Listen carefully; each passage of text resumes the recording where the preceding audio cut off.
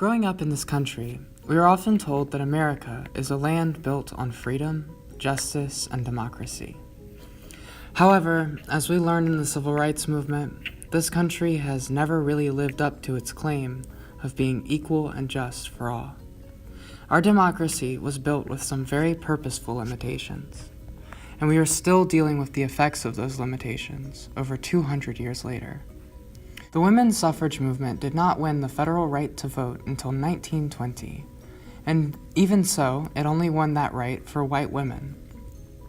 It wasn't until 1965 that the Civil Rights Movement won voting rights for people of color in America. Both of these battles were hard fought, and their victories should never be treated lightly. However, the belief that many Americans have come to hold, that we have finally achieved a true democracy with universal suffrage and equal rights, is far from being true. The right to vote is still out of reach for many people in this country. For convicted felons, the right to vote has not yet been federally guaranteed. Instead, it is left up for discretion to the individual states and the Union. While some states do have full suffrage for convicted felons, many others have strenuous and difficult qualifications people must meet before winning back their right to vote, while still others have no avenue for previously incarcerated individuals to get their voting rights back. Here in the state of Alabama, the state constitution declares that any person who has committed a crime of moral turpitude should be disqualified from voting. In 2017, community groups challenged the state legislature to redefine what convictions would actually count as disqualifying. Here is the list they narrowed it down to.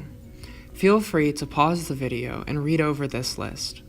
If someone has a conviction that is not on this list, Alabama state law now declares that they never actually lost their right to vote.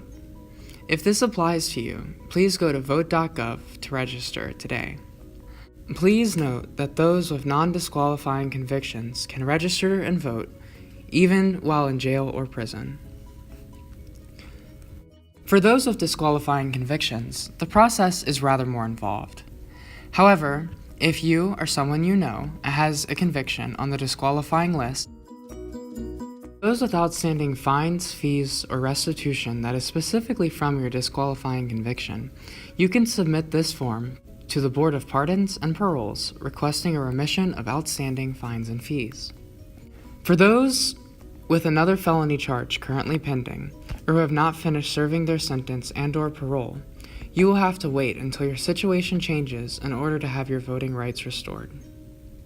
For those with convictions of impeachment, murder, rape, sodomy, sexual abuse, sexual crimes against children, or treason, you may request a pardon with restoration of political rights from the Board of Pardons and Paroles. For those who have paid their fines and fees, have no pending felony charges, have finished serving their time and parole, and do not have convictions of impeachment, murder, rape, sodomy, sexual abuse, sexual crimes against children, or treason, you may apply for your Certificate of Eligibility to Register to Vote, also known as the SERVE form. If you fill out this form, the state is required to respond within 44 days. This form is not discretionary, meaning that if you have met the requirements listed, you cannot be denied.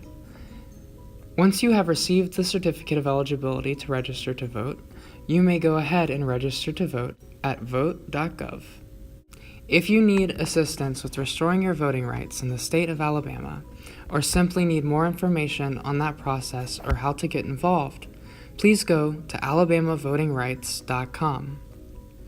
If you are in another state besides Alabama and would like to learn about getting your rights restored, please go to campaignlegal.org/restoreyourvote. We hope we helped you or someone you know to learn about your options for voting rights restoration. Please remember to pass this video along to anyone you know who might need their rights restored. Thank you. All images used are in the public domain. The Alabama Voting Rights Project is a collaboration between the Southern Poverty Law Center and the Campaign Legal Center. The mission of the Alabama Voting Rights Project is to educate the public on this law change and to assist people in restoring their voting rights.